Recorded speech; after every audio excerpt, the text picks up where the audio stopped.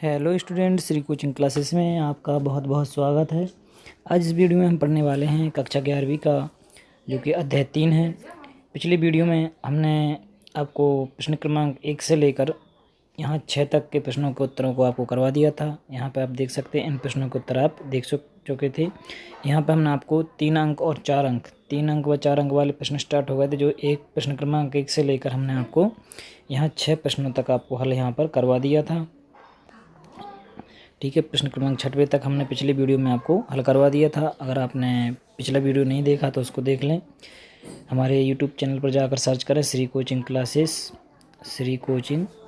Classes Begumganj, और इस प्रकार से आपको पिछला वीडियो इस पर मिल जाएगा। आज हम इस वीडियो में आपको हल करवाने वाले प्रश्न क्रमांक 7 से लेकर अंत तक आपके जो है प्रश्न क्रमांक 11वें तक के प्रश्नों को हल करवाने वाले हैं। तो बन रही हमारे चैनल पर और देखते रहिए हमारे वीडियो को और शेयर लाइक करते रहिए। चलिए शुरू करते हैं।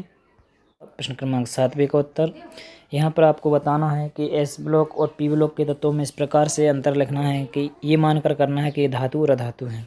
तो आपको पता है कि एस ब्लॉक के तत्व जो है वो धातु होते हैं और पी ब्लॉक के तत्व अधातु होते हैं। तो इस आधार पर हमें ये मान के चलना है कि धातु और अधातु में हम अंतर यहाँ पर लिख रहे हैं। तो हमारा जो पहला अंतर हो जाएगा ये कि एस ब्लॉक के तत्व विद्युत धनात्मक होते हैं, मतलब ये एक इलेक्ट्रॉन को त्याग कर धनायन बना लेते हैं, और पी ब्लॉक के तत्व विद्युत ऋणात्मक होते हैं। आपको यहाँ पे पूरा लिखना है। यहाँ पे हमने आप शॉर्ट पे लिख के बताया हुआ, आपको यहाँ पे पूरा लिखना है कि एस ब्लॉक के तत्व विद्युत धनात्मक होते हैं, पी ब्लॉक के तत्व विद्युत ऋणात्मक होते हैं, क्योंकि ये एक इलेक्ट्रॉन ग्रहण करके जो है ऋणायन बना लेते हैं। तो आपको यहाँ पर जो है इस प्रकार से अंतर लिखना है। यहाँ पर आपको शॉर्ट में लिखा हुआ है, आपको पूरा ध्यान से सुनना और इस प्रकार से लिखना है। ठीक है, एस ब्लॉक के तत्व विद्युत धनात्मक होते हैं और पी ब्लॉक के तत्व विद्युत ऋणात्मक होते हैं। इसके बाद लिखेंगे एस ब्लॉक के तत्वों के जो ऑक्साइड हैं वह क्षारीय होते हैं और पी ब्लॉक के तत्वों के ऑक्साइड अम्लीय होते हैं। इसके बाद लिखेंगे एस ब्लॉक के तत्व प्रबल अपचायक होते हैं और पी ब्लॉक के तत्व प्रबल ऑक्सीकारक होते हैं। ठीक है, इसके बाद ये लिखेंगे कि एस ब्लॉक के जो तत्व हैं वह अम्लों से क्रिया करके हाइड्रोजन को विस्थापित करते हैं, और इसमें लिखेंगे कि पी ब्लॉक के तत्व अम्लों से क्रिया करके हाइड्रोजन विस्थापित नहीं करते हैं। इस प्रकार से आपको इनके अंतर लिखना है। इसके अलावा आप ये भी लिख सकते हैं कि एस ब्लॉक के तत्वों के गलनांक एवं क्वथनांक उच्च होते हैं, और इसमें लिखेंगे एस ब्लॉक पी ब्लॉक तत्वों के गलनांक और क्वथनांक निम्न होते हैं। ठीक है, इस प्रकार से आप इनके अंतर लिख सकते हैं 4 नंबर 5 नंबर में। ये आपका प्रश्न क्रमांक 7वें का उत्तर था। इसके बाद हम बात करते हैं प्रश्न क्रमांक 8वें की, और प्रश्न क्रमांक 8वें में पूछा था कि एस पी डी और एफ ब्लॉक तत्वों का सामान्य इलेक्ट्रॉनिक विन्यास लिखना था। तो इसका आपको दिख रहा होगा, एस ब्लॉक तत्वों का बाह्य सामान्य इलेक्ट्रॉनिक विन्यास जो है NS1 से 2। NS जो है आपके एन कोष को दर्शाता है, एस कोष को, और इसको में 1 से लेकर 2 इलेक्ट्रॉन आ सकते हैं, इसलिए एस ब्लॉक तत्वों का सामान्य विन्यास हो जाता है NS1 से 2। क्योंकि एस में आपको पता होगा 2 लाइनें हैं, 2 वर्ग हैं, इसलिए 1 से लेकर 2 इलेक्ट्रॉन इसमें आते हैं। इसके बाद पी ब्लॉक तत्वों का सामान्य बाह्य इलेक्ट्रॉनिक विन्यास है NS2 NP1 से 6। पी में 6 लाइन है, 1 से लेकर 6, इसलिए इसमें 1 से लेकर 6 इलेक्ट्रॉन आते हैं। ठीक है, इसका अब्बा जो है हीलियम है, क्योंकि पी ब्लॉक में हीलियम को रखा गया है, लेकिन इसमें इलेक्ट्रॉन जो है इसमें आता है, इसलिए आपको ये नहीं लिखना है, लेकिन आपको याद रखना है कि हीलियम जो है इसका बाद है। इसके बाद आता है डी ब्लॉक तत्वों का सामान्य इलेक्ट्रॉन विन्यास। तो N-1 डी में 1 से लेकर 10 इलेक्ट्रॉन आते हैं, क्योंकि डी में जो है 10 इलेक्ट्रॉनों को 10 तत्वों को रखा गया है, और इसमें NS में 0 से लेकर 2 इलेक्ट्रॉन आपके हो सकते हैं। इसके बाद आता है कि एफ ब्लॉक तत्वों का सामान्य बाह्य इलेक्ट्रॉनिक विन्यास क्या है। तो इसका जो विन्यास है N-2 F 0 से 14, N-1 D 0 से 1 और NS2।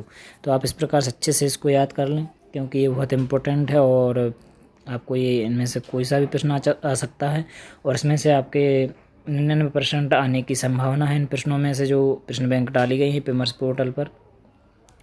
इसके बाद आपका प्रश्न क्रमांक 9 है, उसमें आपको हिंट दी गई हैं कि 1 के लिए क्या लिखेंगे, 0 के लिए क्या लिखेंगे और 2 के लिए क्या लिखेंगे।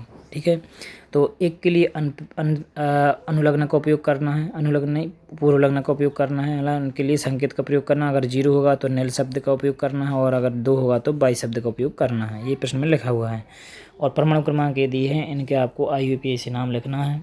ठीक है। तो ये इस प्रकार से आप इनके नाम लिखेंगे। 1 है तो इसलिए अन लिखेंगे, 0 है तो नल लिखेंगे, 1 है तो अन लिखेंगे। लेकिन इनमें एक नियम है कि इसमें लास्ट में ई हम जोड़ देते हैं तो इसका नाम हो जाएगा अननल अनियम और इसका संकेत हो जाएगा UNU। दूसरा है 102 तो इसका नाम हो जाएगा अननल BM UNB। तीसरा है आपका 110 तो इसको बोलेंगे आपको 2 बार 1 1 इसलिए अन बोलेंगे और 0 के लिए नल बोलेंगे तो नल हो गया, उसी में EM जोड़ेंगे तो हो जाएगा नीलियम, अन नीलियम और इसका संकेत हो जाएगा UUN। इसके बाद 3 बार अन है तो यहाँ पर लिखेंगे अन और लास्ट वाले में EM भी जोड़ना है इसलिए EM तो अनियम इसका नाम हो जाएगा और ट्रिपल U इसमें आ जाएगा। तो इस प्रकार से ये था आपका प्रश्न क्रमांक 90 का उत्तर। इसके बाद हम बात करते हैं प्रश्न क्रमांक 10वें में। और प्रश्न क्रमांक 10वें में पूछा है कि इनको आपको धात्विक लक्षण के बढ़ते क्रम में जमाना था। ठीक है, वहाँ पर आपको पीछे क्रम दिया था, उसको धात्विक लक्षण के बढ़ते क्रम में जमाना था। जो धात्विक लक्षण के क्या होता है, जो धनायन को आसानी से बना सके और जो ऋणायन बनाते हैं वो अधातु होते हैं। तो इस प्रकार से आपको जमाना है। तो यहाँ पर लिखा है कि हम जानते हैं कि आवर्त सारणी में आवर्त में बाएं से दाएं जाने पर धात्विक लक्षण घटता है, बाएं से दाएं जाने पर धात्विक लक्षण घटता है और ऊपर से नीचे को जाने पर धात्विक लक्षण बढ़ता है। अतः धात्विक लक्षण का बढ़ता क्रम निम्नानुसार होगा। आपको अभी ये नॉलेज होना चाहिए कि ऊपर से नीचे की तरफ कौन कौन सी धातुएं हैं और बगल में आप जाते हैं आवर्त में तो कौन सी धातुएं हैं।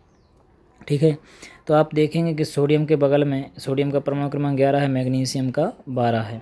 तो बाएं से दाएं जाते हैं तो धात्विक लक्षण क्या होता है, घटता है। तो यहाँ पर आपका मैग्नीशियम यहाँ का धात्विक लक्षण कम हो जाएगा, इसलिए मैग्नीशियम को पहले लिखा, सोडियम को बाद में।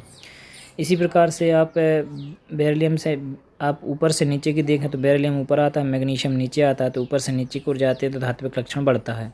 तो इस प्रकार से आप कह सकते हैं कि मैग्नीशियम जो है धात्विक होगा किससे, बेरिलियम से। तो बेरिलियम से ज़्यादा धात्विक को, इसलिए इसको यहाँ पर रख दिया है। ठीक है, इसके बाद फास्फोरस और सिलिकॉन आते हैं। तो फास्फोरस का 15 है परमाणु क्रमांक और सिलिकॉन का 14। ठीक है, तो इस प्रकार से आप यहाँ आवर्त सारणी के हिसाब से आप देख सकते हो और उनको आपको इस क्रम में जमाना है। तो फास्फोरस से ज़्यादा धात्विक सिलिकॉन, सिलिकॉन से ज़्यादा बेरिलियम और बेरिलियम से ज़्यादा मैग्नीशियम और मैग्नीशियम ज़्यादा सोडियम जो है आपका धात्विक गुण दर्शाता है। इसके बाद हम बात करते हैं प्रश्न क्रमांक 11वें की। और प्रश्न क्रमांक 11वां है कि निम्नलिखित परिभाषा को आपको बताना है जो नीचे तत्व दिए गए हैं और उनकी परिभाषाओं के अलावा इसमें ये भी बताना है कि वर्ग में और आवर्त में जाने पर उनमें क्या परिवर्तन होता है। तो आयनिक त्रिज्या सबसे पहले परिभाषा बताना है कि किसी आयन के कोई परमाणु है, जैसे सोडियम ही है तो सोडियम का जो आयन होगा वो होगा Na+।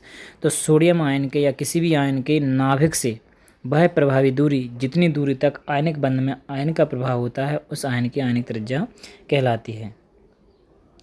यहाँ पर बता दें कि धनायन की जो त्रिज्या है मूल परमाणु से छोटी और एवं ऋणायन की त्रिज्या बड़ी होती है, किससे, मूल परमाणु से। ये आपको अच्छे से याद रखना है। इसके बाद आपको ये बताना है कि वर्ग में ऊपर से नीचे की ओर जाने पर आयनिक त्रिज्या घटती है। जैसे परमाणु त्रिज्या ऊपर से नीचे की ओर जाने पर, यहाँ पे उल्टा लिखा है ये कि ऊपर से नीचे की ओर जाने पर आयनिक त्रिज्या घटती लिखा है, यहाँ पे आपको क्या करना, बढ़ती है।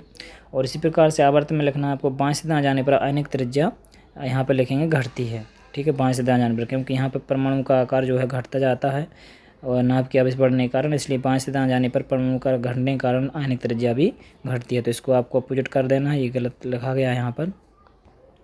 इसके बाद हम बात करते हैं प्रश्न को उसी का लास्ट वाले का ही, जिसमें आपको दूसरी परिभाषा दी गई है परमाणु त्रिज्या। और इसमें पूछा कि परमाणु त्रिज्या क्या है।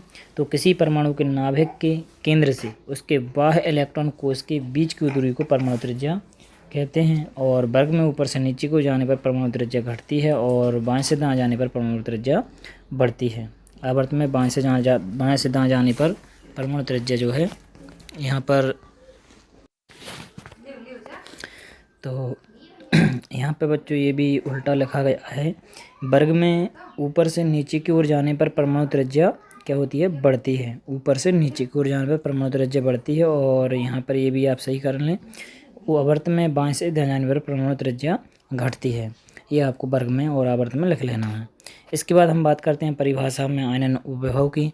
तो इसमें होगा किसी विलगित, यानी विलगित मतलब होता है अकेला, तो किसी विलगित गैसीय अवस्था वाले परमाणु के सबसे बाहरी इलेक्ट्रॉन को परमाणु से अलग करने के लिए या बाहर निकालने के लिए आवश्यक ऊर्जा आयनन ऊर्जा, आयनन विभव, आयनन एंथैल्पी कहलाती है। एक कोई सा भी आप याद रख सकते हैं, वैसे आपको इतने नाम से जो है आयनन विभव को जानते हैं। ठीक है, तो आयनन ऊर्जा को इलेक्ट्रॉन वोल्ट में या जूल प्रति मोल में व्यक्त किया जाता है। वर्ग में ऊपर से नीचे की ओर जाने पर आयनन विभव का मान घटता है और आवर्त में बाएं से दाएं जाने पर आयनन विभव का मान बढ़ता है। कारण इसका है नाभ के आवेश बढ़ने के कारण। इसके बाद हमारे प्रश्न क्रमांक जो लास्ट का है उसका जो चौथा परिभाषा पूछी थी वो है इलेक्ट्रॉन बंधुता। इसमें आएगा कि किसी विलगित गैसीय परमाणु द्वारा एक इलेक्ट्रॉन ग्रहण करके ऋणायन बनने में जितनी ऊर्जा विमुक्त होती है निकलती है इलेक्ट्रॉन लब्धि एंथैल्पी या इलेक्ट्रॉन बंधुता कहलाती है। इस प्रकार स्पष्ट है कि इलेक्ट्रॉन लब्धि एंथैल्पी की अधिक ऋणात्मक होने पर ऋणायन का निर्माण सरल होगा। मतलब जितना ज़्यादा ऋणात्मक मान होगा इलेक्ट्रॉन बंधुता उतनी ही ज़्यादा होगी। वर्ग में ऊपर से नीचे की ओर जाने पर इलेक्ट्रॉन बंधुता घटती है और आवर्त में जाने पर बाएं से दाएं जाने पर इलेक्ट्रॉन बंधुता बढ़ती है। इसके बाद हमारा नेक्स्ट और अंतिम आता है टॉपिक आपका विद्युत ऋणता। तो किसी परमाणु द्वारा एक इलेक्ट्रॉन को आकर्षित करने की क्षमता विद्युत ऋणता कहलाती है। इसी को ऋण विद्युतता कहते हैं। संपूर्ण आवर्त सारणी में सबसे अधिक ऋण विद्युत तत्व फ्लोरीन है। ठीक है, पूरे आवर्त में अगर देखें आवर्त सारणी में तो फ्लोरीन सबसे ज़्यादा ऋण विद्युत तत्व है। वर्ग में ऊपर से नीचे की ओर जाने पर विद्युत ऋणात्मकता घटती है और आवर्त में बाएं से दाएं जाने पर विद्युत ऋणात्मकता बढ़ती है। ये पॉइंट आपके सही हैं और इस प्रकार से आपको याद रखेंगे। उम्मीद है आपको वीडियो अच्छा लगा होगा। अगर वीडियो अच्छा लगा हो तो वीडियो को लाइक शेयर ज़रूर करें और अगर आप चैनल पर नए हैं तो चैनल को सब्सक्राइब करना ना भूलें। और इसी तरह से आपको अगला वीडियो पाने के लिए अगले चैप्टर के वीडियो पाने के लिए हमारे चैनल को सब्सक्राइब ज़रूर कर लें और जो हमने यहाँ पर आपको बताया है उनको आप सही कर लें क्योंकि आपका गलत हो सकता है। यहाँ पर जो आवर्त और वर्ग यहाँ पर मिस लिखे हुए हैं। ठीक है, इस प्रकार से आपका ये जो पूरा वीडियो है कंप्लीट 3 अध्याय कंप्लीट हो चुका है जिसमें हमने आपको 3 अंक और 4 अंक वाले प्रश्नों को भी पूरा करवा दिया। विकल्प पहले आपको बता चुके हैं पहले वीडियो में। अब हम आएंगे आपको अध्याय 6 लेकर क्योंकि 4 और 5 जो है अध्याय हट चुके हैं। ठीक है, मिलते हैं नेक्स्ट वीडियो में। तब तक बने रहिए हमारे चैनल पर। धन्यवाद।